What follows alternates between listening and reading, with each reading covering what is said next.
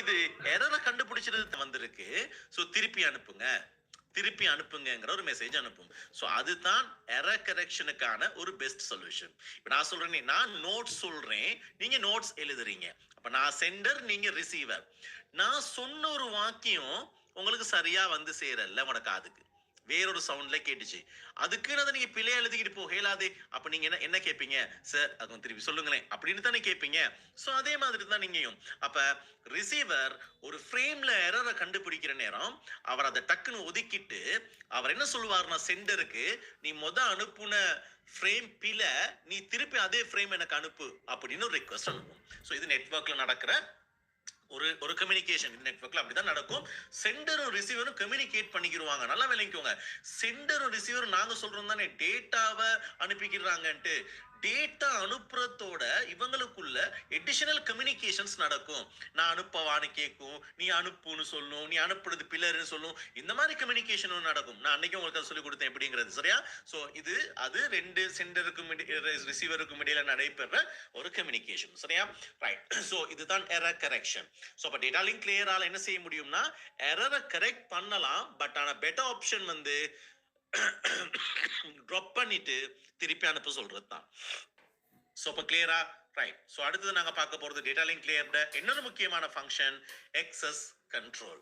அதாவது எக்ஸஸ் கண்ட்ரோல்ங்கிறது என்னன்னா ஒரு குறிப்பிட்ட விடயத்தை பயன்படுத்துறதுக்கான அனுமதி. நாங்க எக்ஸஸ் கண்ட்ரோல்னு சொல்லுவோம். அதாவது இப்ப நாங்க உதாரணத்துக்கு நாங்க சொன்னோம்னா இப்ப இது ஒரு ரோட். இந்த ரோட்ல எங்களுக்கு ஒரு பிரச்சனை வரலாம். என்னன்னா இது ஒரு மெயின் ரோட், இது ஒரு இடையில இருந்து வார ரோட்னு வச்சுக்கிறோம். இப்ப இதுல வெஹிக்கிள்ஸ் வருது. இது மெயின் ரோடு, ஒரு வெஹிக்கிள் போய்கிட்டு இருக்கு. திடீர்னு ஒரு வெஹிக்கிள் வந்து இடையில கிராஸ் ஆகுது. ஸோ இங்க ஒரு ஆக்சிடென்ட் நடக்குது. ஸோ இந்த ஆக்சிடென்ட் இப்போ நான் உங்களுக்கு என்ன சொல்ல வரேங்கிறது உங்களுக்கு கிளியரா விளங்கி இருக்கும்னு நினைக்கிறேன். இந்த ரோட் இந்த வெஹிக்கிள் போறதுக்கு மட்டும் இருந்திருந்தா இது ஆக்சிடென்ட் நடக்காது. அப்ப இடையில ஒரு கார் வந்து புகுந்தனால தான் இந்த மாதிரி ஒரு ஆக்சிடென்ட் நடக்குது. இதை நாங்க என்னன்னு சொல்லுவோம்னா கொல்யூஷன் அப்படின்னு சொல்லுவோம். கொல்யூஷன் ஒரு விபத்து. சரியா? கொல்யூஷன். இதே தான் நெட்வொர்க்லயும். இதே நெட்வொர்க்ல இந்த பிரச்சனை இருக்கு. என்ன இந்த பிரச்சனைனா, இப்ப பாருங்க, இது ஒரு கம்ப்யூட்டர், இது ஒரு கம்ப்யூட்டர், இதெல்லாம் கம்ப்யூட்டர்ஸ். இதுகள் டேட்டா அனுப்புறது இதுகிட்ட வேலை. பட் இங்க இது ஒரு பஸ் டோபாலஜி. இப்ப பஸ் டோபாலஜி எங்களுக்கு என்ன பிரச்சனை? ஒரே கேபிளை தான் அன்னைக்கு நான் டோபாலஜி படிப்பிக்கணும்னு சொல்லி கொடுத்தேன். ஒரே பேக்போன் கேபிளை தான் எல்லா பிசிஸும் யூஸ் பண்ணணும் டேட்டாவை சென்ட் பண்றதுக்கு. இப்ப இவரு டேட்டாவை சென்ட் பண்றாரு. இந்த பாத்தீங்களா, இந்த இவரோட டேட்டா இதுல போய்கிட்டு இருக்கிற நேரம், இந்த வயர்ல இவரோட டேட்டா போய்கிட்டு இருக்கிற நேரம், இவர் அனுப்புற டேட்டா வந்து இங்க கிராஸ் ஆகுது, ரெண்டும் மிக்ஸ் ஆகுது. இது ஒரு கொல்யூஷன். இது நாங்க என்ன சொல்லுவோம்னா கொல்யூஷன் சொல்லுவோம். அப்ப இதுல கொல்யூஷன் எப்படி தடுக்கலாம்? அதுக்கு தானே எக்ஸஸ் கண்ட்ரோலை பயன்படுத்துது. அப்ப எக்ஸஸ் கண்ட்ரோல்ல என்ன செய்யும்னா, இது இந்த குறிப்பிட்ட கேபிள், அந்த குறிப்பிட்ட ஊடகத்தை அல்லது மீடியத்தை யாரு யூஸ் பண்ணணுங்கிறது டிசைட் பண்ணும். இவரு யூஸ் பண்ற நேரம் இவங்களால யூஸ் பண்ணலாது. பட் இவரு யூஸ் பண்ணிக்கிட்டு இருக்கிற இவரு வந்து ஏதாவது அதே டைம்ல இவரு டேட்டா அனுப்புறாரா இருந்தா கொல்யூஷன் நடக்கும். அப்ப இவரோட டைம் டிஃபரெண்டா இருக்கணும், இவரோட டைம் டிஃபரெண்டான டைம்ல தான் டேட்டாஸ்கள் அனுப்பப்படணும். இதுக்காகத்தான் எக்ஸஸ் கண்ட்ரோல் பயன்படுத்தப்படுது. ஸோ இப்ப இதை நாங்க கொல்யூஷன் சொல்லுவோம். நல்லா ஞாபகம் வச்சுக்கோங்க, நெட்வொர்க்ல இந்த எரர் வந்து கொல்யூஷன், அதாவது இதுதான் கொல்யூஷன்ங்கிறது. சரியா? ரைட். இப்ப இதுக்கு என்னென்ன மாதிரி டெக்னிக்ஸ் யூஸ் பண்ணலாம் அப்படின்னு பாத்தீங்கன்னா நிறைய இருக்கு. அதாவது எக்ஸஸ் கண்ட்ரோலுக்காக பல புரோட்டோகால்ஸ்களை யூஸ் பண்ணும். இதுல FDMA டெக்னாலஜி யூஸ் பண்ணலாம், ஃப்ரீக்வென்சி டிவிஷன் மல்டிபிள் எக்ஸஸ் முறையை பயன்படுத்தலாம், அப்படி இல்லாட்டி கோட் டிவிஷன் மல்டிபிள் எக்ஸஸ் பயன்படுத்தலாம். இதெல்லாம் ஆல்ரெடி உங்களுக்கு நான் சொல்லி கொடுத்துருக்கேன். அப்போ கோட் டிவிஷன்னா இவர் அனுப்புற மெசேஜ்ல ஸ்பெஷல் கோட் ஒன்று இருக்கும், அப்ப இந்த ஒரே மீடியத்துல கோட்ஸை வச்சு டேட்டாவை பிரிச்சுக்கலாம். FDMAனா ஃப்ரீக்வென்சி, இவர் அனுப்புற ஃப்ரீக்வென்சி டிஃபரெண்டா இருக்கும், அதுதான் நாங்க ஃப்ரீக்வென்சி டிவிஷன் மல்டிபிள் எக்ஸஸ் நாங்க ஆல்ரெடி பார்த்திருக்கிறோம். அதே மாதிரி டோக்கன் ரிங் டோபாலஜில யூஸ் பண்ணப்பட்ட டெக்னிக். டோக்கன் ரிங் என்னன்னா, இதுல டிஜிட்டல் டோக்கன் ஒன்று கொடுக்கப்படும். யாருக்கிட்ட டோக்கன் இருக்கோ அவர் தான் இந்த மீடியாவை யூஸ் பண்ணலாம். இந்த எக்ஸஸ் கண்ட்ரோல்ங்கிறது மீடியா எக்ஸஸ் தான். இந்த ஊடகத்தை யாரு அணுகிறது, யாரு பயன்படுத்துறதுங்கிறது அனுமதி தான். ஸோ இதெல்லாம் வந்து பாத்தீங்கன்னா ஒவ்வொரு விதமான டெக்னிக்ஸ் உங்களுக்கு A லெவல்ல எலோஹாங்கிறத பற்றி தான் மட்டும்தான் இருக்கு. ஒரு பழைய protocol, but latest நாங்க different protocols-களை யூஸ் பண்றோம். ஸோ அப்ப டேட்டா லிங்க் லேயர் கொலூஷனை தடுக்குது. பாருங்க, இன்னொரு முக்கியமான வேலையை அவர் செய்யறாரு. நாங்க என்னத்தான் சொன்னாலும் டேட்டா லிங்க் லேயர் ஃபங்க்ஷன்ஸ் வந்து சரியான டிஃபரண்ட். அப்ப கொலூஷன் தடுக்குதுன்னா ஒரு குறிப்பிட்ட மீடியத்தை ஒரே நேரத்தில் 2-3 யூஸ் பண்ற நேரம் ஏற்படக்கூடிய அந்த கொலூஷனை பிரிவென்ட் பண்ற லேயர் வந்து டேட்டா லிங்க் லேயர் தான். சரியா? அதுல எலோஹாங்கிறா என்னன்னு சொல்லி தரேன். அதை பத்தி பெருசா உங்களுக்கு இல்ல. எலோஹாங்கிறது எப்படிங்கிறது நாங்க பார்ப்போம். ரைட். எலோஹால 3 முக்கியமான ரூல்ஸை ஃபாலோ பண்ணும்.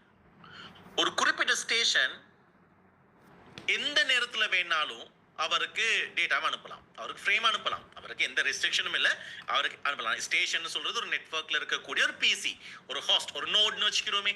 ரைட். இதுல எக்னாலஜ்மெண்ட்ங்கிறது என்னன்னா, ரிசீவர் ரிப்ளை பண்ணுவாரு. நாங்க முதல்ல சொன்னே சென்டர் அனுப்புவாரு, ரிசீவர் இப்ப மெசேஜ் எல்லாம் இவங்களுக்குள்ள ஒரு கம்யூனிகேஷன் நடக்கும். அதான் எக்னாலஜ்மெண்ட்னு சொல்லுவாங்க. ஸோ எக்னாலஜ்மெண்ட்ங்கிறது இவர் கொடுக்குற ரிப்ளை. நான் முதல்ல சொன்னேனே, எரர் ஒன்று கிடைக்கிற நேரம் இல்ல திருப்பி எனக்கு இந்த மெசேஜ் அனுப்புன்னு இவர் ஒரு ரிப்ளை கொடுப்பாரே, அதுதான் எக்னாலஜ்மெண்ட். ஏசிகேன்னு சொல்லுவாங்க நெட்வொர்க்ல. ஏசிகேங்கிறது எக்னாலஜ்மெண்ட்டை குறிப்பிடுது. அப்ப ரிசீவர் எக்னாலஜ்மெண்ட்கள் அனுப்பும். ஏன் இந்த எக்னாலஜ்மெண்ட் அனுப்புதுன்னா, கொலூஷன் நடந்திருக்கா, இல்லாட்டி இந்த டேட்டால பிழை இருக்கா. இது கொலூஷன் ஒரு காரணம். நாங்க பார்த்த எரர் நடக்கிறதுக்கு நல்லா விளங்குங்க. இப்ப பாக்குற கொலூஷன். சரியா? ரைட். அப்புறம் ரெண்டம் டைம் டேட்டா டிரான்ஸ்மிட்ஸ்களை பண்ணும். அதாவது மாறுபட்ட இடைவெளிகளை டேட்டாவை டிரான்ஸ்ஃபர் பண்றதுக்கு அனுமதிக்கும். சரியா? இந்த 3 எலோஹா புரோட்டோகாலோட முக்கியமான விஷயம். ஒரு அழகா காட்டுறேன் வரைபடம் ஒன்று மூலமா. இது ஏங்கிற ஹோஸ்ட் அல்லது நோட், ஒரு கம்ப்யூட்டர். இது பி, இது சி, இது டி. இவங்க 4 பேருமே ஒரே கேபிளை தான் யூஸ் பண்றாங்க டேட்டாவை அனுப்புறதுக்கு. பஸ் டோபாலஜின்னு வச்சுக்கிறோமே. அப்ப இப்ப ஏ வந்து ஒரு டேட்டாவை அனுப்புதுன்னு வைங்க. ஏ வந்து இந்த டைம்ல ஸ்டார்ட் பண்ணுது டேட்டாவை அனுப்புறதுக்கு. 0 டைம்ல இருந்து 1 வரையும் அவர் டேட்டா அனுப்பிடுது. 1.5 செகண்ட் வரையும் டேட்டா அனுப்புது, ஒரு ஃப்ரேம் அனுப்புது, ஏ அனுப்புது அந்த மீடியத்துல. இப்ப பி டிஃபரண்ட் டைம் ஒன்ல தான் டேட்டா அனுப்புறாரு. அப்ப இதோட டேட்டா கொலூஷன் ஆகவால் இல்லையே. ஏன் இவர் அனுப்புற டைம் டிஃபரண்ட், இவர் அனுப்புற டைம் டிஃபரண்ட். அப்ப இந்த டேட்டா டிரான்ஸ்மிஷன்ல எந்த இஷ்யூமே இல்லை. பட் இப்ப நாங்க சி எடுத்துக்கிட்டோமா இருந்தா, இப்ப ஏ திருப்பி ஒரு ஃப்ரேம் அனுப்புது, 2வது ஃப்ரேம். இந்த 2வது ஃப்ரேம் தான் பாத்தீங்களா கொலூஷன் ஆகுது. இந்த ஃப்ரேம் கொலூஷன் ஆகுது. ஏன்னா இந்த ஃப்ரேம் போற டைம்ல ஏதோ ஒரு சந்தர்ப்பத்துல இந்த ஃப்ரேமும் வந்து சேருது. அப்ப கட்டாயமா ஒரே மீடியத்துல கொலூஷன் ஒன்று ஏற்படுற ஒரு சந்தர்ப்பம் தான் இது. அதே மாதிரி சி ஒரு டேட்டா அனுப்புது, ஃப்ரேம் சி. அதே மாதிரி டியும் டேட்டா அனுப்புது. இப்ப இந்த 4லையுமே இந்த ஃப்ரேம் என்னவாயிருச்சுன்னா கொலூஷன் ஆகிடுச்சு. அப்ப எலோஹா என்ன செய்யும்னா, ரிசீவர் சைடுல இருந்து ரிப்ளை திருப்பி இந்த ஃப்ரேம் அனுப்பு, ஏன்னா அது கொலூஷன் ஆயிருச்சு அப்படிங்கிற ஒரு கம்யூனிகேஷன்ல இந்த எக்ஸஸ் கண்ட்ரோல் மெத்தடை யூஸ் பண்ணும் டேட்டா லிங்க் லேயர் இந்த எலோஹா புரோட்டோகாலின் ஊடாக. ஸோ இது ரொம்ப பழைய புரோட்டோகால் ஒன்று. பட் டேட்டா லிங்க் லேயர் வந்து ஆரம்ப காலங்களில் இந்த புரோட்டோகால்ஸ்ல தான் ஒர்க் பண்ணிச்சு இதை யூஸ் பண்றதுக்காக. அப்போ இதுல எப்படி ஒரு கொலூஷன் கண்டுபிடிக்கப்படுதுன்னா, ஒரே நேரத்துல ஒன்றுக்கு மேற்பட்ட நோட்கள் டேட்டா சென்ட் பண்ணிச்சா இருந்தா அப்ப கொலூஷன். ஸோ அதை ப்ரிவென்ட் பண்றதுக்காக வேறுபட்ட நேரங்களை அனுப்புறதுக்கு பயன்படுத்தும். அப்படி நடந்துச்சா இருந்தா ஸோ தான் எலோஹா. ஸோ இதுவரை எலோஹா பத்தி எல்லாம் கேள்விகள் வந்து இல்லை. பட் டேட்டா லிங்க் லேயர்ல எக்ஸஸ் கண்ட்ரோல் டெக்னாலஜி ஒன்று தான் எலோஹாங்கிறத நல்லா விளங்கிக்கோங்க. சரியா? ஸோ இது கொஞ்சம் தான் டேட்டா லிங்க் லேயர்ட பிரதானமான ஃபங்க்ஷன்ஸ். ஸோ இப்போ நாங்கள் டேட்டா லிங்க் லேயர்ட முக்கியமான ஃபங்க்ஷன்ஸ் எல்லாத்தையும் பார்த்துட்டோம். கடைசியாக டேட்டா லிங்க் லேயர்ட உபகரணங்கள் பற்றி சொல்லித்தாரேன். ஏன்னா ஃபிசிக்கல் லேயரில் நிறைய உபகரணங்கள் உங்களுக்கு சொல்லிக் கொடுத்தேன். ஃபிசிக்கல் லேயரில் தான் ஹப் வந்துச்சு, மொடம் வந்துச்சு, ரிப்பீட்டர் வந்துச்சு, நெட்வொர்க் கார்டு வந்துச்சு, வேற என்ன வந்துச்சு, மீடியா கன்வெர்ட்டர்ஸ் வந்துச்சு. அதெல்லாம் பிசிக்கல் லேயர்ல நாங்க பார்த்தோம். பிசிக்கல் லேயரோட மட்டும் சம்பந்தமான உபகரணம். ஸோ அப்ப இதுல டேட்டா லிங்க் லேயர் உபகரணம், டேட்டா லிங்க் லேயரோட சம்பந்தப்பட்ட உபகரணங்கள் அப்ப என்னன்னா, எங்களோட லேயர்ல physical layer, data link layer, network layer, இப்படிதான லேயர்கள் இருக்கும்.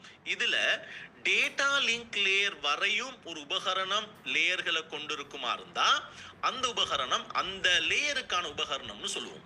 அப்ப உண்மைக்கு அப்ப நாங்க டேட்டா லிங்க் லேயர்ட ஒரு உபகரணத்தை எடுத்துக்கிட்ட இருந்தா டேட்டா லிங்க்குக்கு மேலுள்ள லேயர்கள் அதுல இருக்காது, அந்த வேலை எதுலையுமே செய்யலாது. பட் அவரால் செய்யறது இந்த டேட்டா லிங்க் லேயர். அப்ப பிசிக்கல் லேயர் இருக்கும், அதுல டேட்டா லிங்க் லேயர் இருக்கும். அப்ப மேலே இருக்கிறது வந்து டேட்டா லிங்க் லேயர், டாப்ல இருக்கிறவர். அப்ப டேட்டா லிங்க் லேயர் தான் இதுல மெயின் மேலா ஹையாக இருக்கிற ஒரு லேயரா இருந்தா அந்த உபகரணம் அந்த லேயருக்கான உபகரணம்ங்கிறத நாங்க பார்ப்போம். சரியா? அப்ப அதுதான் டேட்டா லிங்க் லேயர் டிவைசஸ்னா என்னங்கிறது. சரியா? ரைட். அப்ப டேட்டா லிங்க் லேயருக்கு ஒரு நல்ல உதாரணம் தான் சுவிட்ச். சுவிட்ச் வந்து நாங்க நெட்வொர்க்ல ஹப்பும் சுவிட்சும் ஒரு மாதிரின்னு சொன்னதுக்கு என்ன, சுவிட்ச் வந்து டிஃபரண்ட். சுவிட்ச் வந்து 2 லேயர்கள் இருக்கு, பிசிக்கல் லேயரும் இருக்கு, டேட்டா லிங்க் லேயரும் இருக்கு. அப்ப எங்க டேட்டால நாங்க டேட்டா லிங்க் லேயரால செய்யக்கூடிய அவ்வளோ ஃபங்க்ஷனையுமே சுவிட்சால செய்யலாம்.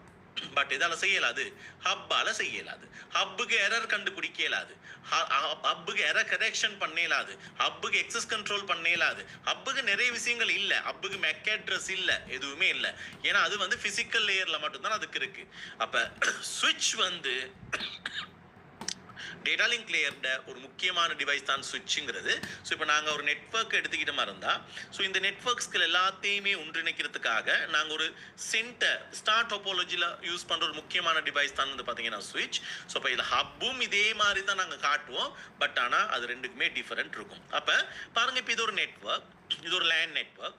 ஸோ இப்போ இந்த லேண்ட் நெட்வொர்க்கில் ஒரு சுவிட்ச் யூஸ் பண்ணியிருக்கிறாங்க. ஸோ அதுக்கு ஒரு கம்ப்யூட்டர் கனெக்ட் பண்ணப்பட்டிருக்கு, 4 கம்ப்யூட்டர்ஸ் 4 மேக் அட்ரஸ்களோட உள்ள கம்ப்யூட்டர்ஸ்கள் கனெக்ட் பண்ணப்பட்டிருக்கு. சுவிட்சுக்கும் ஒரு மேக் அட்ரஸ் இருக்கும்.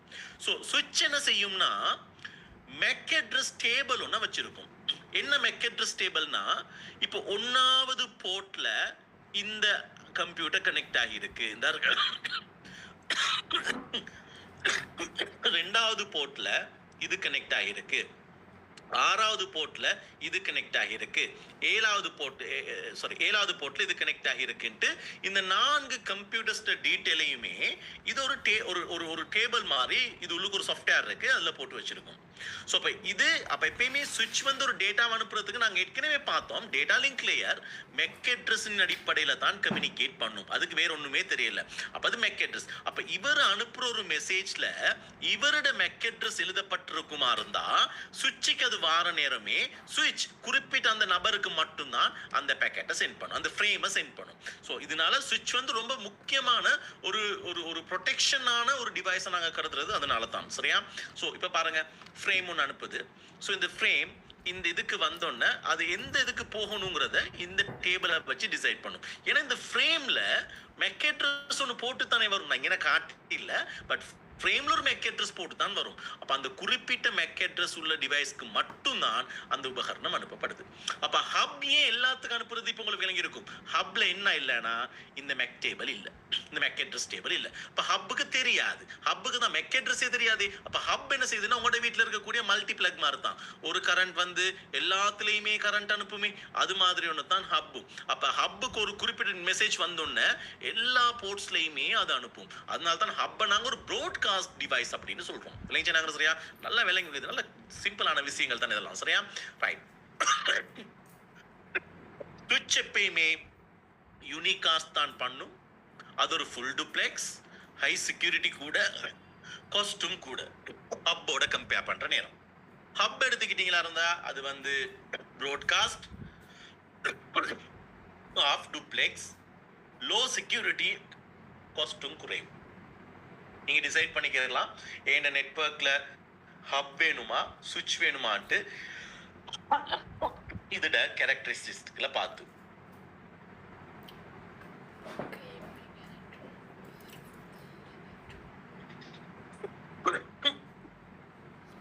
என்ன சார் இருமலோ, தண்ணி குடிங்க, தண்ணி குடிங்க.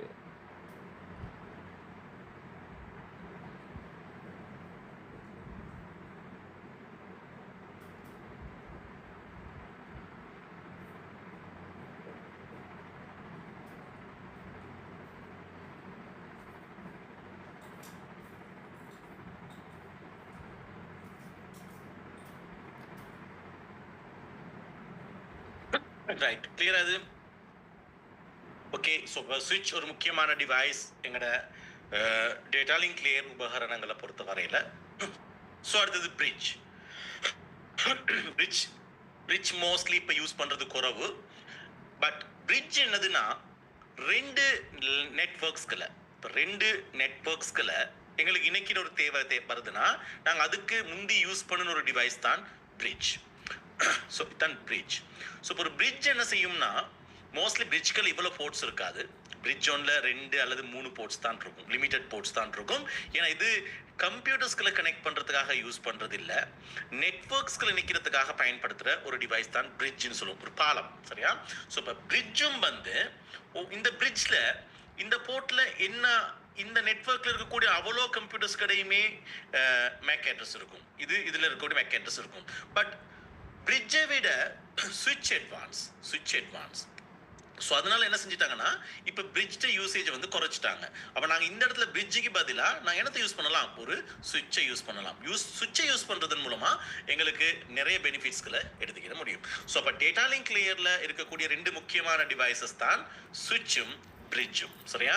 ஸோ இது 2 தான் ரொம்ப முக்கியமான 2 டிவைசஸ். ஸோ இப்போ நாங்கள் டேட்டா லிங்க் லேயர் இதோட முடியுது. ஸோ டேட்டா லிங்க் லேயர் உன்னோட ஃபங்க்ஷன்ஸ்கள் நான் சொல்லி கொடுத்தேன். இத்தனை டேட்டா லிங்க் லேயரை பார்த்த ஃபங்க்ஷன்ஸ் நோட் டு நோட் டெலிவரின்னு என்னன்னு பார்த்தோம், ஃப்ரேமிங் பார்த்தோம், ஃப்ளோ கண்ட்ரோல் பார்த்தோம், ஃபிசிக்கல் அட்ரஸிங் பார்த்தோம், எரர் டிடெக்ஷன் பார்த்தோம், எரர் கரெக்ஷன்ஸ் பார்த்தோம், எக்ஸஸ் கண்ட்ரோல் பார்த்தோம். கடைசியா டேட்டா லிங்க் லேயரோட உபகரணங்களை பற்றி பார்த்தோம். சரியா? ஸோ இப்போ அதோட டேட்டா லிங்க் லேயர் முடியுது. ரைட். ஸோ இப்போ டேட்டா லிங்க் லேயர் சம்பந்தமான சில கேள்விகள் இருக்கு. இது நான் சொன்ன எப்பயுமே நான் அந்த யூனிட்டோட நான் கேள்விகள் உங்களுக்கு சொல்றேன், நீங்க செய்றீங்களோ இல்லையோன்னு தெரியல. நான் பிசிக்கல் லேயர்ல நிறைய கேள்விகள் சொன்னேன், நீங்க ஒருத்தர் சரி எனக்கு டவுட் கேட்கவும் இல்லை. அப்போ எல்லாமே உங்களுக்கு கிளியரா இருக்குங்கிறது தான் அதோட மீனிங் நான் நினைச்சுக்கிறவா. ரைட். அதனால ஏதாவது ஒரு டவுட் இருந்தா கேளுங்க, ஏன்னா அதுல நிறைய கேள்விகள் இருந்துச்சு டேட்டா லிங்க் பிசிக்கல் லேயர்ல. ஸோ அதே மாதிரி இப்போ பாருங்க, டேட்டா லிங்க் லேயர் எடுத்துக்கிட்டீங்களா இருந்தா 2013ஆம் ஆண்டு ஒரு கேள்வி, OSI மேற்கோள் மாதிரியில் இரு கணினிகளுக்கு இடையிலான தொடர்பாடலின் போது பிழைகளை கண்டறியும் தொழில்பாடானது பிளாங்க் பிளாங்க் கூறியது. இப்ப இந்த கேள்வி எவ்வளவு லேசான ஒரு கேள்வின்னா நான் இப்பதான் சொன்னேன், எரர் டிடெக்ஷன். அப்ப யார் எரர் டிடெக்ஷன் செய்யறா? டேட்டா லிங்க் லேயர், தரவு இணைப்பு அடுக்கு. இப்ப இந்த விஷயம் அழகா டேட்டா லிங்க் லேயரை பத்தி தெரியாத ஒரு நபருக்கு இது செய்ய தெரியாது, அவர் வேற ஏதாவது தான் செலக்ட் பண்ணுவாரு. ஸோ டேட்டா லிங்க் லேயர் தான் எரர் டிடெக்ட் பண்ணுது. ஸோ அதுக்கு தான் அது பெரிட்டி பிட்ஸ்களை யூஸ் பண்ணுது. நல்லா விளங்கிக்கோங்க. சரியா? எவ்வளவு ஈஸியா ஒரு மார்க்ஸ் எடுக்கலாம்.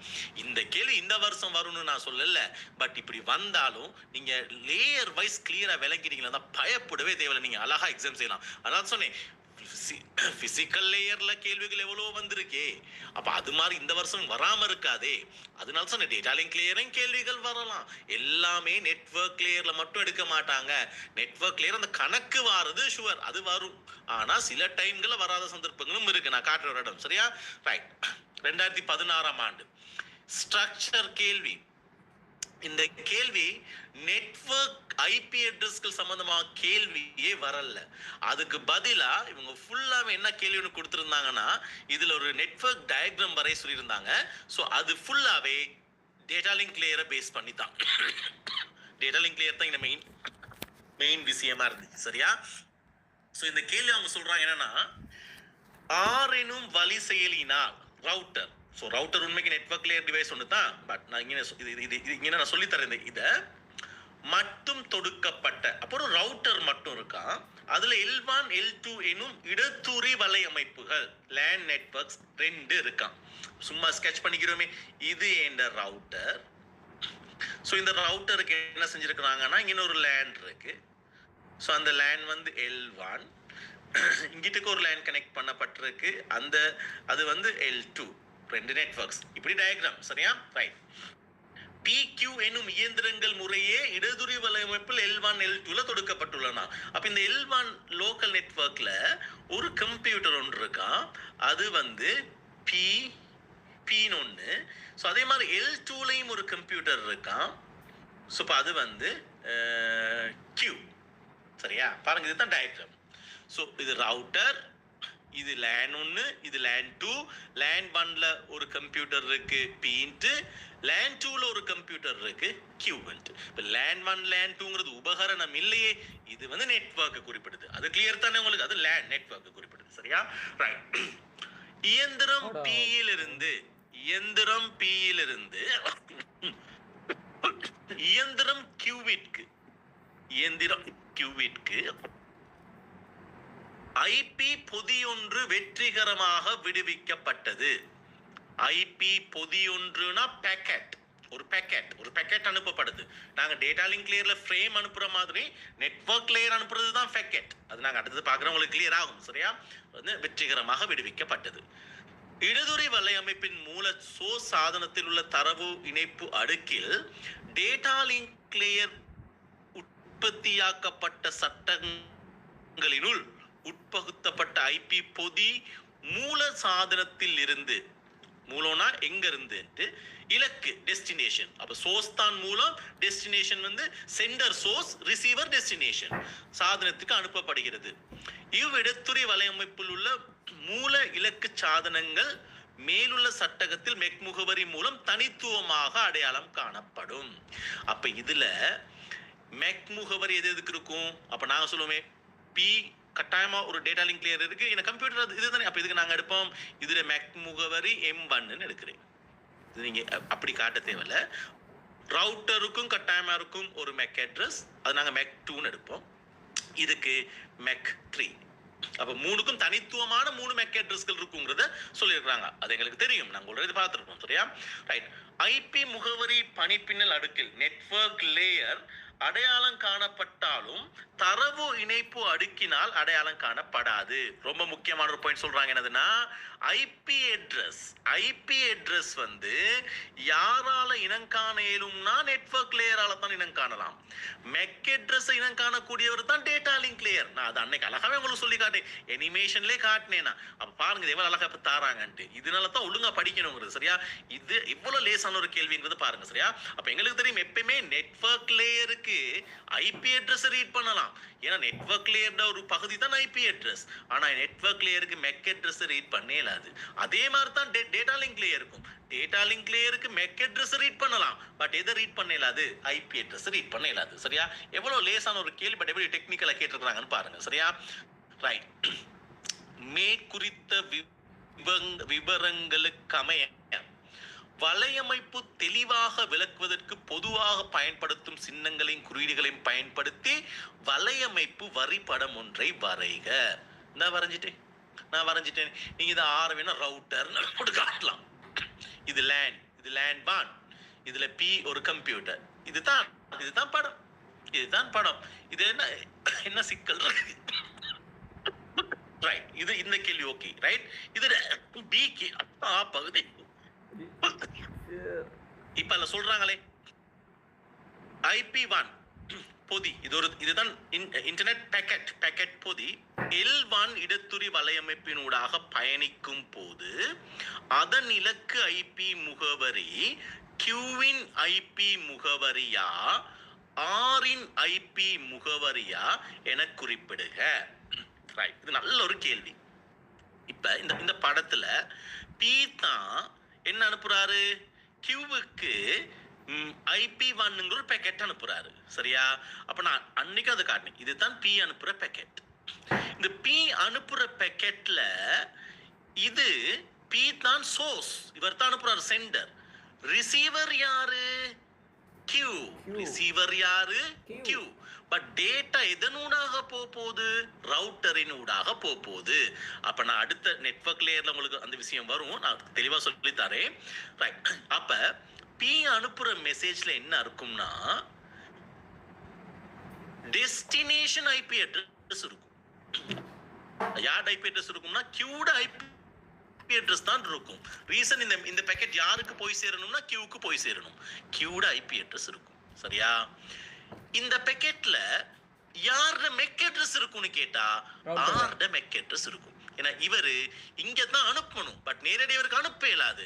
பட் நாங்க சொல்லியிருக்கிறோமே data link layer node to node அனுப்புன்ட்டு. அப்ப இந்த இந்த இந்த குறிப்பிட்ட டேட்டாட போக வேண்டிய டெஸ்டினேஷன் அட்ரஸ் கியூடு ஐபி அட்ரஸ் இருக்கும். பட் மெக் அட்ரஸ் யார்ட இருக்கும்னா ஆர்ட தான் இருக்கும். ஏன்னா இந்த மெசேஜ் இங்கேக்கு தான் அனுப்பப்படும் ஃபர்ஸ்ட்டுக்கு.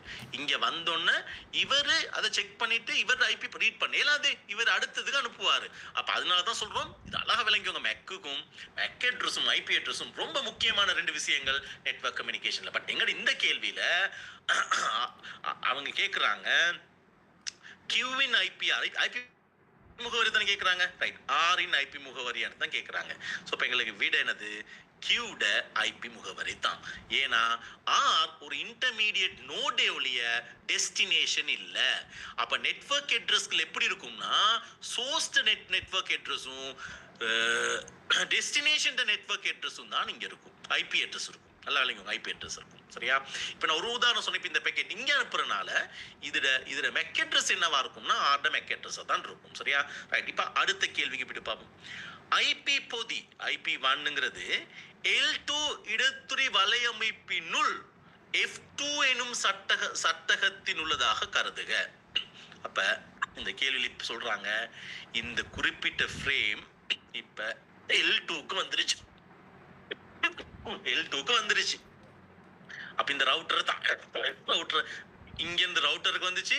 இப்ப இது உண்மைக்கு அனுப்புறது இந்த ரவுட்டரா தானே இருக்கும். ஏன்னா இது நோட் டு நோட் டெலிவரி தானே, மெக் அட்ரஸ் அப்படி தானே டெலிவரி பண்ணும். இப்ப கேள்வி F2 சட்டகத்தின் மூல மெக் முகவரி P இன் மெக் முகவரியா R இன் மெக் முகவரியான்னு கேக்குறாங்க. எப்படி ஒரு கேள்வி பாருங்க, P இன் மெக் முகவரியா R இன் மெக் முகவரியான்ட்டு. அப்ப இப்ப இங்க இருந்து இங்க வரையும் தான் மூல சோர்ஸ் மெக் அட்ரஸ் கேக்குறாங்க, டெஸ்டினேஷன் இல்ல சோர்ஸ். அப்ப சோர்ஸ் ரெண்டு அட்ரஸ்கள் இருக்கும், அனுப்புறவர் பெறுநர் அப்படி ரெண்டு இருக்கும். ஐபி அட்ரஸ் அப்படிதான், அனுப்புறவர் பெறுநர் அப்படி ரெண்டுமே இருக்கும். அப்ப இப்ப இவங்க கேக்குறாங்க, இப்ப இந்த பேக்கெட் L2 நெட்வொர்க்ல இருக்கிற நேரம் அனுப்புறவர் P தானே. அப்ப அவரோட சோர்ஸ் மெக் அட்ரஸ் P ட சோர்ஸ் அட்ரஸ் இருக்கும், மெக் அட்ரஸ் இருக்கும். டெஸ்டினேஷன் மெக் அட்ரஸ் யார்ட இருக்கும்னா R ட மெக் அட்ரஸா இருக்கும். அதாவது இங்க இருந்து இங்க வரையும் இது இங்க வந்துருச்சுன்னு வச்சுக்கிடுவோமே. இவர் தான் பார் எடுத்துட்டாரு. இப்ப இவர் என்ன செய்வார்னா இவரோட மெக் அட்ரஸ் சோர்ஸ்ல போடுவார். இவர் தான் அனுப்ப போறாரு, யாருக்கு போகணுங்கிற மெக் அட்ரஸ் டெஸ்டினேஷன்ல போடுவாரு. அப்ப இப்ப இதுல கேள்வி, இது இங்க இருக்கிற நேரம் சோர்ஸ் மெக் அட்ரஸ் யார்டங்கிறது தான் ஆர்ட சோர்ஸ் அட்ரஸ் தான் இருக்கும். எவ்வளவு லேசான கேள்வின்னு பாருங்களேன். இந்த டேட்டா லிங்க் லேயர்ஸ் விளங்காத ஒருத்தனுக்கு இந்த கணக்கு சுத்த சூன்யமா தான் இருக்கும். மெக் அட்ரஸ் ஒழுங்கா புரிஞ்சுக்கிறாத ஒருத்தனுக்கு இந்த கணக்கு சுத்த சூன்யமா தான் இருக்கும். இதுல ஐபி அட்ரஸ் கணக்கும் வரல, ஐபி அட்ரஸ் கேள்விகள் எதுவுமே வரல. 2016ஆம் ஆண்டு வந்த கேள்வி ஃபுல்லாவே டேட்டா லிங்க் லேயரை பேஸ் பண்ணி தான் இருந்துச்சு. இதைத்தான் நான் சொல்றேன். விழுந்து ஐபி அட்ரஸ் கணக்குகளை படிச்சு போயிட்டு இங்க உட்கார்ற நேரம் டேட்டா லிங்க் லேயர்ல இப்படி ஒரு கேள்வி வந்துருச்சா இருந்தா நீங்க சைக்காலஜிக்கலாவே டவுன் ஆயிடுவீங்க, ரொம்பவே எஃபெக்ட் ஆயிரும். ஏன்னா நாங்க கணக்கு கொஞ்சம் செஞ்சு மார்க்ஸ் எடுக்கலாம் அப்படின்னு தானே போவோம். 2016ஆம் ஆண்டு ஒரு கேள்வி சரி வரல ஐபி அட்ரஸ் கால்குலேஷன் பண்றதுக்கான கேள்வி பார்ட் 2ல. ஸோ விளங்கிக்கோங்க. அதனால தான் எப்பயுமே நம்ம எதுக்கும் ரெடியா இருக்கணும். எப்படி வேணாலும் நீ கேள்வி நான் செய்வேங்கிற ஒரு நாலேஜோட நீங்க போங்க. சரியா? ரைட். 2019ஆம் ஆண்டு ஒரு கேள்வி இருந்துச்சு. தரவு ஊடுகடத்தலின் வழுக்களை கண்டுபிடிப்பதற்கு ஒரு துவித இரும குறிமுறை பைனரி ஸ்ட்ரிங் உள்ள ஒரு பிட்டுகளின் மொத்த எண்ணிக்கையை ஒற்றையா இரட்டையா என நிச்சயிப்பதற்கு அச்சரத்துடன் அந்த டேட்டாவோட சேர்க்கப்படுகிறது. அதான் இங்க பாருங்க கொடுத்துருக்காரு, fill in the blanks தானே. பெரிட்டி பிட்டும் இருக்கு, பெரிட்டி பைட்டும் இருக்கு, ரெண்டும் கொலம்புற இடம் தான். அப்ப இதுல என்ன ஆன்சர் வரும்னு இப்ப உங்களுக்கு சொல்ல தேவையில்லை. பெரிட்டி பைட்டை தவறி சரி கொடுத்துடாதீங்க. பெரிட்டி பிட் ஒரு பிட் தான் சேர்க்கப்படுது. 8 பிட் சேர்த்தா தான் அது ஒரு பைட். அங்க 8 பிட் சேர்க்கிறாங்க இல்லையே, அது பெரிட்டி இவன் ஒட்டானுமா ஒற்றையா இரட்டையானாக்குறதுக்கு ஒரு பிட் தானே சேர்க்கிறாங்க. ஸோ அது பிட், அதனால தான் பிட். ஸோ இதுக்கு பெரிட்டி பிட்னு எழுத தெரியாட்டி வேலையிலே டேட்டா லிங்க் லேயர் படிச்சுட்டு சரி. அந்த பாருங்க எலோஹா பட் இந்த கேள்வி அது வந்து இல்லை. இந்த எலோஹா வருது, சிலபஸ்ல இருக்கு எலோஹா, ரைட்? முக்கியமான ஒரு புரோட்டோகால் டேட்டா எக்ஸஸ் பண்றதுக்கு யூஸ் பண்றது. சரியா? ரைட். 2020ஆம் ஆண்டு ஓர் ஊடக அணுகற் கட்டுப்பாட்டு மீடியா எக்ஸஸ் கண்ட்ரோல் மெக் முகவரி வழக்கமாக என்ன நம்பர் எண்களில் வகை குறிக்கப்படும்? இருமமா, பதின்மமா, பதினருமமா, இயற்கையா, எண்மமா? இதை செய்யாட்டியும் வேலை. நேற்று தான் சொல்லி கொடுத்தேன், மெக்கேட்ரஸ்கள் வந்து எப்பயுமே ஹெக்ஸா டெசிமல்ல 16 எண்கள்ல தான் எடுத்துரைக்கப்படும். இந்த பாருங்க, சமநிலை சரிபார்ப்பு parity check data link layer என்பது தரவு தொடர்பாடலில் உள்ள தவறுகளை கண்டுபிடிப்பதற்கான ஓர் எளிய நுட்பமாகும். ஓகே தானே? ரைட். 2 மார்க்ஸா. 1 நோட் 1 நோட் 110 என்னும் 7 பிட்டுகளை ஊடுகடத்த வேண்டும் என கொள்க. இவ்வூடு கடத்தலில் தவறு ஏதும் ஏற்படுகின்றதா என்பதை கண்டுபிடிக்கும் விதத்தில் ஒற்றை சமநிலை, பெரிட்டி பிட்டுக்கு ஒரு தமிழ் வேர்ட் தான் சமநிலை பிட்டா, ஒற்றை சமநிலை ஒட்பெரிட்டி சரிபார்ப்பு பயன்படுத்தி விளக்குக. இந்த 2 புள்ளி உங்களுக்கு கிடைக்கலாது. இதுல என்ன சொல்றாங்க? இப்ப இதுதான் டேட்டா. அப்ப இதுக்கு எடிஷனலா ஒரு பிட் சேர்க்கணும். அதான் பெரிட்டி பிட். அது என்ன பிட்டா இருக்கணும்? ஒட்டா இருக்கணும். சோ அப்ப 1 2 3 4. சோ எங்கட டேட்டால 4 பிட்ஸ் இருக்கு. எங்க டேட்டால 4 1கள் இருக்கு. சோ அப்ப நாங்க ஒட்பெரிட்டிங்கறனால பெரிட்டி பிட்டை இப்ப நாங்க என்னத்தை சேர்க்க போறோம்? 1 சேர்க்கிறதன் மூலமா இதுல நம்பர் ஆஃப் ஒன்ஸ்களை ஒட்டா மாத்துறோம். அதைத்தான் காட்டணும். 2 புள்ளிகள் பாருங்களேன், எவ்வளவு இந்த கேள்விக்கு 2 புள்ளிங்கிறது எவ்வளவு கூட. இது உண்மைக்கு டேட்டா லிங்க் லேயர்ல வரக்கூடிய ஒரு சிம்பிளான கேள்வி. சரியா? ரைட். அடுத்தது 2023ஆம் ஆண்டு ஒரு இரட்டை சமநிலை இவென்ட் பெரிட்டி முறையில் பின்வருவனவற்றுள் எது வலுவுடன் பெறப்பட்ட ஒரு பைட் என கருதப்படும்? அப்ப அனுப்பிட்டாங்க, இங்க பெறுது. அப்ப இதுல தவறு இருக்குன்னு கேக்குறாங்க. அப்ப இவென்ட் பெரிட்டினா ரிசீவ் பண்ணினதுல 1கள் இவென்ட்ல இருக்கணும். அப்ப நீங்க என்ன பாருங்க, 1 2 3 4 இதுல எரர் இல்லையே. 1 2 3 4 எரர் இல்ல. 1 2 3 4 எரர் இல்ல. 1 2 3 4 5 1 2 3 4 5 6. அப்ப இதுல தான் ஒட்டு இருக்கு. அப்ப இதுல இவென்ட்ல வர வேண்டியது ஒட்டாகி இருக்குன்னா பிட் மாறி இருக்குன்னு அர்த்தம். எவ்வளவு லேசான கேள்வி. ரைட். 2023 ஸ்ட்ரக்சர் கேள்வி. சோ இதுல முதலாவது கேள்வியை விடுங்க. ஒரு வலையமைப்புடன் தொடுக்கப்படும் சாதனங்களுக்கு குறித்தெடுக்கப்படும் ஊடக அணுகல் கட்டுப்பாட்டு மேக் முகவரிகளின் இரு இயல்புகளை எழுதுக. எத்தனை இயல்புகள் சொல்லி கொடுத்தேன்? இது 48 பிட். அது ஒரு இயல்பு. 2, இது ஹெக்ஸாடெசிமல் குறிமுறையில் எடுத்துரைக்கப்படும். 3, இது உபகரண உற்பத்தி நிறுவனங்களால வழங்கப்படும். 4, இதை மாத்தி அமைக்க முடியாது. 2 தானே எழுத சொல்லியிருக்கோம். எவ்வளவு விஷயங்கள் எழுதலாம். ரைட். ஸோ இது மேக் அட்ரஸ் பத்தி ஒரு கேள்வி தான். நான் தனித்தனியாக ஃபில்டர் பண்ணியிருக்கேன் பாருங்க. 2024ஆம் ஆண்டு சமநிலை பெரிட்டி பிட்டுகள் தொடர்பாக பின்வருவனவற்றுள் இது சரியானது. ஒரு பிட்டு தொடையில்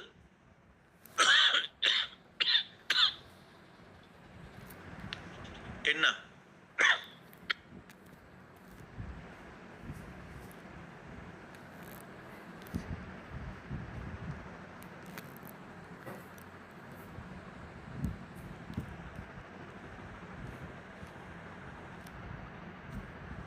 இப்ப நீங்க ப்ராக்ஸி சர்வரை கேட்காதீங்க. நான் ப்ராக்ஸி சர்வர் படிப்பிக்கிறேன். இது இந்த பாடம் ப்ராக்ஸி சர்வர் அப்படி ஒரே வரையில விளங்கப்படுத்த இயலாது. ப்ராக்ஸி சர்வர் படிக்கணும்னா சர்வர் டெக்னாலஜிகள் சொல்லி தரணும். அப்ப சர்வர் டெக்னாலஜிகள் பார்க்கறேன். நான் படிப்பிக்கிற நெட்வொர்க் பாடம் தானே, நான் கட்டாயமா அதை சொல்லி கொடுப்பேன். சரியா? இப்ப டேட்டா லிங்க் லேயர் சொல்லி கொடுத்துருக்கேன். வேற பிற கேள்விகளுக்கு போகாதீங்க. அப்ப நான் அதை அப்ப எக்ஸ்பிளைன் பண்ணணுமா இருந்தா இப்ப நான் ப்ராக்ஸி சர்வரை படிப்பிக்கணும். அப்ப இப்ப ப்ராக்ஸி சர்வர்ங்கிறது இதுல கடைசியா வரும், சர்வர் டெக்னாலஜிஸ்னு வரும். அதுல நிறைய சர்வர்கள் இருக்கும். ப்ராக்ஸி மட்டும் இல்ல, நாங்க டிஹெச்சிபி சர்வர் பார்ப்போம், டிஎன்எஸ் சர்வர் என்னன்னு பார்ப்போம், மெயில் சர்வர் என்ன, அப்ளிகேஷன் சர்வர் என்ன, அது சர்வர்னு ஒரு செக்ஷன் வேற வரும். அதுல சொல்லி தரேன் ப்ராக்ஸி சர்வர்னா என்னங்கிறது. இப்ப சொல்லுங்க, எனக்கு 15 நிமிஷம் போகும் ப்ராக்ஸி சர்வர் சரியா விளங்கப்படுத்துறதுக்கு. அது அந்த அளவுக்கு முக்கியமான ஒரு சர்வர். எக்ஸாம்ல நிறைய கேள்விகள் வர ஒரு சர்வர் தான் ப்ராக்ஸி சர்வர். பட் அது நாங்க டெக்னிக்கலா அழகா விளங்கிடுவோம். படிக்கிறதுல கேள்வி கேளுங்க. டேட்டா லிங்க், நான் இப்ப டேட்டா லிங்க் தானே நான் உங்களுக்கு பிசிக்கல் லேயர் கொடுத்தேன். பிசிக்கல் லேயர்ல கேள்வி கேட்டிருந்தா அது ஓகே, அதுல நான் எக்ஸ்பிளைன் பண்ணுவேன். இப்போ டேட்டா லிங்க் லேயர் படிக்கிற நேரம் நீங்க நெட்வொர்க்ல கேட்காதீங்க. நான் நெட்வொர்க் நான் படிப்பிக்கலையே உங்களுக்கு. அப்ப நீங்க யாருக்கிட்டயோ படிச்சதோட நீங்க கேள்வியை கேட்க வேணாம். அப்படின்னா நீங்க அந்த நம்பர் கிட்ட கேளுங்க. நான்ட்டு அதனால ப்ராக்ஸி அழகா சொல்லித்தானே, அவசரப்பட வேணாம். ரைட். இந்த நெட்வொர்க் கிளாஸ் ஒழுங்கா வந்தீங்களா இருந்தா எல்லாம் அழகா தெளிவா நெட்வொர்க் பாடத்தை ஃபுல்லா படிக்கலாம். Right. Okay. So network layer data link layer முடிஞ்சு. ஸோ அப்ப இதுல உங்களுக்கு விளங்கி இருக்கும். அப்ப எவ்வளோ கேள்விகள் வருது, எப்படி கேள்விகள் வருதுன்ட்டு கணக்கெடுக்காம இருக்க வேணாம். ரொம்ப இம்பார்ட்டண்ட்டான பகுதிகள் தான் இது இந்த பாடம், ரைட்? ஸோ அடுத்தது நாங்கள் எங்கட இப்போ நீங்கள் எல்லாருமே இந்த ஒரு லேயரை மட்டும் தான் டிபெண்ட் ஆகியிருக்கிறீங்க. இதுதான் நெட்வொர்க் லேயர். ஸோ இப்போ தான் நாங்கள் நெட்வொர்க் லேயரை பற்றி பார்க்க போகிறோம், சரியா? ஸோ வலையமைப்பு அடுக்குகளை பற்றி பார்ப்போம். ஸோ இப்போ வலையமைப்பு அடுக்குகளை நாங்கள் இன்னைக்கு ஸ்டார்ட் பண்ணிடுவோம். இதுதானே நிறைய பேர் எதிர்பார்க்குறாங்க.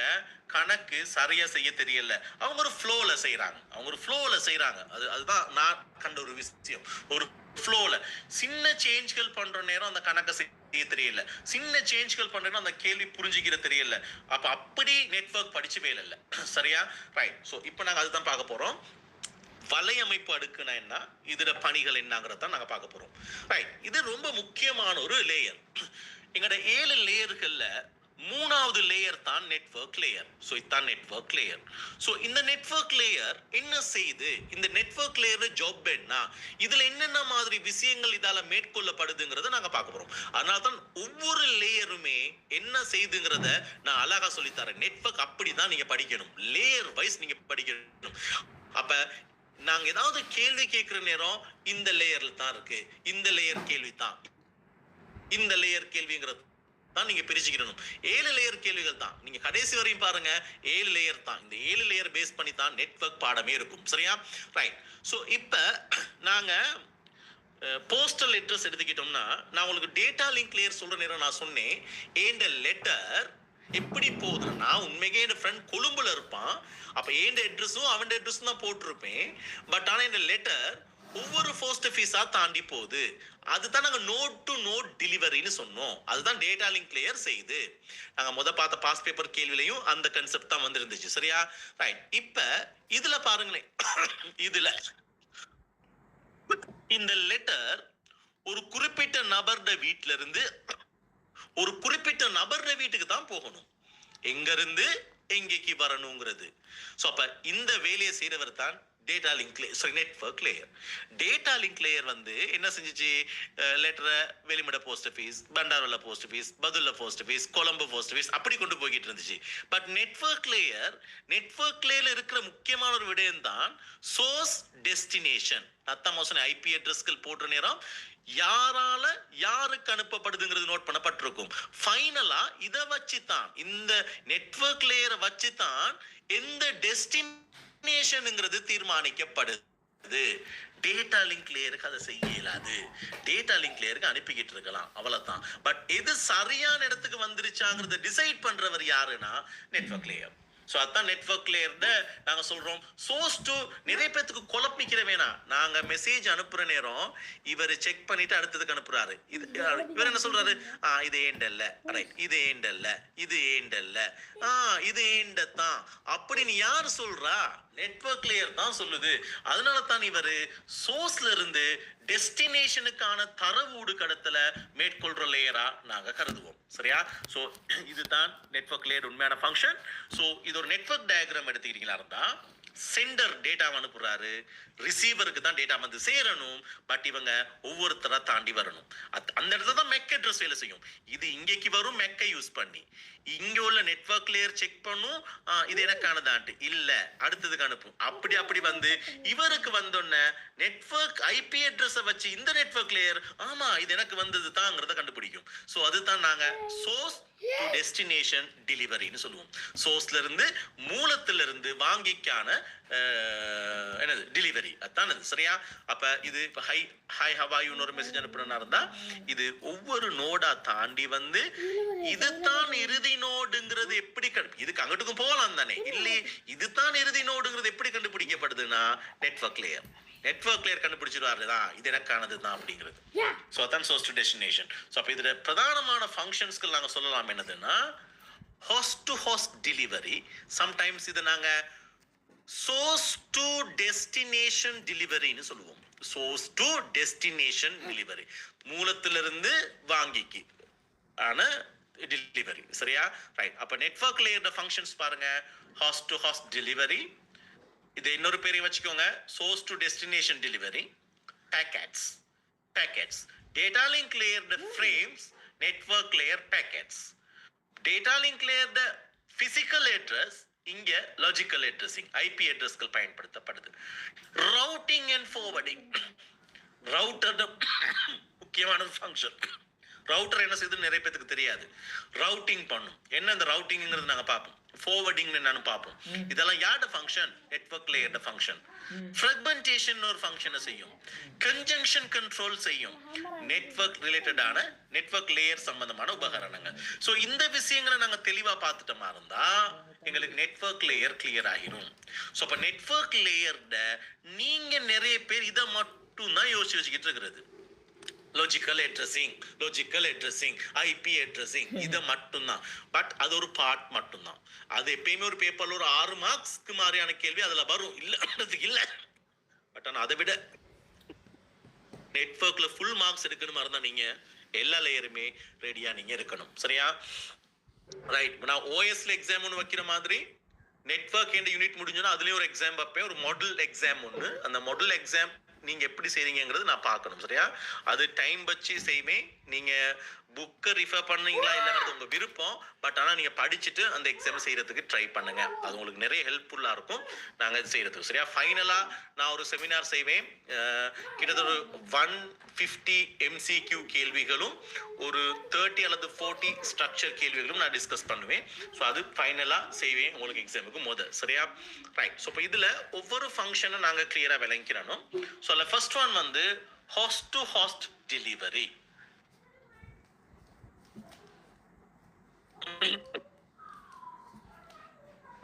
ஒரு போனை தாங்க நீ ரெண்டே வச்சுருந்தா அப்போ நான் போர் அடிக்கிறேன் தாங்க உங்களோட எடுத்துக்கோ. எது என்ன ரைட். ஃபர்ஸ்ட் ஃபங்க்ஷன் பார்க்க போறோம். நெட்வொர்க் லேயர்ட ஹாஸ்ட் டு ஹாஸ்ட் டெலிவரினா என்னான்ட்டு. ஸோ இதை இன்னொரு பேர்ல அழைப்பாங்க எப்படின்னா சோர்ஸ் டு டெஸ்டினேஷன் டெலிவரின்னு சொல்லுவாங்க. ஸோ அது ரெண்டு பேரையும் ஞாபகத்தில் வச்சுக்கோங்க. இல்லாட்டி ஹாஸ்ட்டுங்கிற நேரம் டக்குன்னு உங்களுக்கு குழப்பமாயிரும். என்ன ஹாஸ்ட்னா இப்போ நீங்க இதே நல்லா விளங்கிக்கோங்க. ஹாஸ்ட்டுக்கும் நோடுக்கும் என்ன வித்தியாசம் அப்படின்னா நோட் லிமிட்டட் லேயர்களை கொண்டது. நோட் எப்பயுமே லிமிட்டட் லேயர்களை கொண்டது. ஆனா ஹாஸ்ட் வந்து நிறைய லேயர்களை கொண்டது. அதான் அது அது அப்ப மோஸ்ட்லி இப்ப ஒரு சுவிட்ச் எடுத்துக்கிடுவோமே. ஒரு சுவிட்ச் வந்து நெட்வொர்க் லேயர் இல்லை. அதுல நெட்வொர்க் லேயர் இல்லை. அதுல இருக்கிறது டேட்டா லிங்க் லேயரும் பிசிக்கல் லேயரும் தான். அப்ப இதை நாங்கள் ஒரு நோட்னு தான் சொல்லலாம். ஹப்பும் ஒரு நோட் தான். அதுல நோட்னு சொல்லலாம். பட் அது ஹாஸ்ட்னு சொல்லலாது. அப்போ ஹாஸ்ட்ல கட்டாயம் என்ன இருக்கணும்னா ஐபி அட்ரஸ் லேயர் இருக்கணும். அப்போ நெட்வொர்க் லேயர் இருக்கணும். ஸோ அதனால தான் நாங்கள் அதை ஹாஸ்ட்னு சொல்கிறோம். அந்த வேர்ட் நெட்வொர்க்கில் ஒரு டேர்ம் ஹாஸ்ட்டுக்கும் நோடுக்கும் இருக்கிற டிஃபரெண்ட்டாக தான். ரைட். அதனால தான் ஹாஸ்ட் டு ஹாஸ்ட் டெலிவரிங்கிறது உங்களுக்கு ரொம்ப குழப்பமாக இருந்தால் சோர்ஸ் டு டெஸ்டினேஷன் டெலிவரி அப்படிங்கிறத நினச்சிக்கோங்க. சரியா? ரைட். இது திருப்பி நான் சொல்லி கொடுக்கணும்னு அவசியம் இல்லை. ஒரு குறிப்பிட்ட மெசேஜ் நாங்கள் அனுப்புகிற நேரம் நாங்கள் கட்டாயமாக இந்த மெசேஜில் இப்போ நான் எக்ஸாம் பேப்பரில் வந்திருக்கக்கூடிய விஷயங்கள் நான் இங்கே காட்டுறேன். அது என்ன கொஞ்சம் தெளிவாக விளங்கும் உங்களுக்கு. இது ஒரு மெசேஜ் தானே.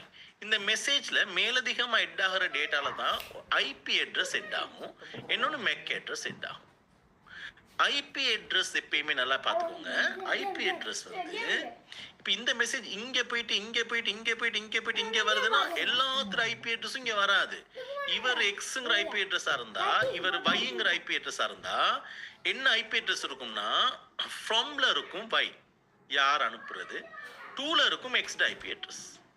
அதான் இவர் சோர்ஸ் இவர் டெஸ்டினேஷன். இதுதான் இந்த பேக்கெட்ல இருக்கும். இப்போ இது ஃப்ரேம் ஆகிற நேரம், இந்த பேக்கெட் பேக் பண்ணி ஃப்ரேம் ஆகிற நேரம் அந்த ஃப்ரேம்ல என்ன இருக்கும்னா சோர்ஸ்ட மெக் அட்ரஸ் இருக்கும், இவர்ட மெக் அட்ரஸ் இருக்கும். அடுத்தது இவர் இங்கே தானே அனுப்ப போறாரு. அப்ப இவர்ட மெக் அட்ரஸ் தான் இருக்கும். அது இங்கே வந்தோன்னு தான் திரும்பி மெக் அட்ரஸ் மாறி போகும். அந்த எக்ஸாம் பேப்பர்ல அதை தான் கேட்டிருந்தாங்க. சரியா? அப்ப இந்த மெசேஜ் சென்டர்ல இருந்து இப்படி ஒவ்வொரு நோடா வந்து ரிசீவரை வந்து சேருது. ஸோ இதைத்தான் நாங்கள் என்னென்னு சொல்கிறோம்னா ஹாஸ்ட் டு ஹாஸ்ட் டெலிவரின்னு சொல்கிறோம். ஸோ இந்த விலைக்கு தானே நெட்வொர்க் லேயர்ட முக்கியமான ஒரு ஃபங்க்ஷன் தான் ஹாஸ்ட் டு ஹாஸ்ட் டெலிவரி, அப்படி இல்லாட்டி சோர்ஸ் டு டெஸ்டினேஷன் டெலிவரி. அடுத்தது பேக்கெட்ஸ். இந்த பேக்கெட்ஸ்னா என்னன்னா இப்போ நாங்கள் இது டேட்டாவை பற்றி தான் நாங்கள் முதலையும் பார்த்தோம். ஸோ யூசர் அனுப்புறது டேட்டா, ஸோ அது ப்ரெசன்டேஷன் லேயருக்கு வரக்குள்ளேயும் டேட்டாவாக தான் இருக்கு, செஷன் லேயருக்கு வரக்குள்ளேயும் டேட்டாவாக தான் இருக்கு. பட் டேட்டா மாறி இருக்கும். இந்த இடத்துல நார்மலாக இருக்கும், இங்கே என்கிரிப்ஷன் ஆகிருக்கும், இங்கே செஷன் ஹெட் ஆகிருக்கும். பட் ஓவராலாக அதை நாங்கள் என்னென்னு சொல்லுவோம்னா டேட்டான்னு தான் சொல்லுவோம். ஸோ இப்போ செஷன் லேயர்லேருந்து டிரான்ஸ்போர்ட் லேயருக்கு ஒரு டேட்டா கொடுக்கப்படுற நேரம் அந்த டேட்டா என்னவா மாற்றுதுன்னா டிரான்ஸ்போர்ட் லேயர் செக்மெண்ட்டாக மாற்றிடுது. இப்போ அந்த டேட்டாவுக்கு ஏதோ விஷயங்களை எட் பண்ணி அவர் அதை ஒரு செக்மெண்ட்டாக மாற்றிடுறாரு. அதான் இங்கே நடக்குது. இப்போ டிரான்ஸ்போர்ட் லேயர் என்ன செய்யுது, செக்மெண்ட்டை நெட்வொர்க் லேயருக்கு கொடுக்குது. இந்த செக்மெண்ட்டை நெட்வொர்க் லேயருக்கு கொடுத்தோன்னே செக்மெண்ட்டுக்கு உள்ளுக்கு போய் தொண்ணுமே மாற்றவோ எதுவுமே செய்யலாது நெட்வொர்க் லேயருக்கு.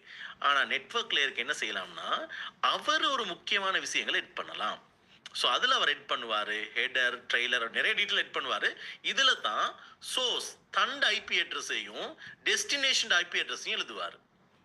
அது ரெண்டு தான் இருக்கும். யாருக்கு அனுப்புறாங்கிறது மட்டும் தான் இருக்கும். சரியா?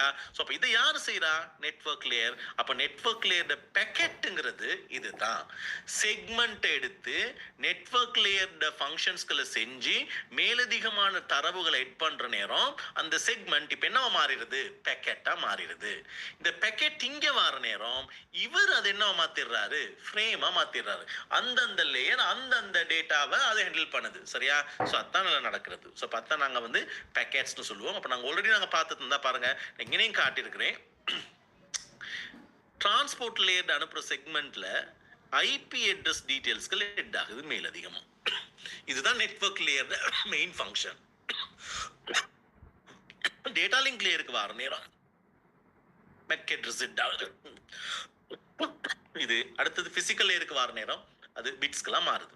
அதனால தான் நாங்கள் டிரான்ஸ்போர்ட் லேயர் டேட்டாவை செக்மெண்ட்னு சொல்லுவோம், நெட்வொர்க் லேயர் டேட்டாவை பேக்கெட்னு சொல்லுவோம், டேட்டா லிங்க் லேயர் டேட்டா வந்து ஃப்ரேம்ஸ்னு சொல்லுவோம். ஸோ அப்போ ரெண்டு ஃபங்க்ஷன்ஸ் கிளியராக இருக்கும்னு நினைக்கிறேன். ஸோ பேக்கெட்ஸ்னா என்ன, அடுத்தது வந்து பார்த்தீங்கன்னா ஹாஸ்ட் டு ஹாஸ்ட் டெலிவரினா என்னங்கிறது. ஸோ மூணாவது நீங்கள் பார்க்குற லாஜிக்கல் அட்ரஸிங், ஐபி அட்ரஸிங். இதை உங்களுக்கு நான் நாளைக்கு கிளாஸில் செய்கிறேன்.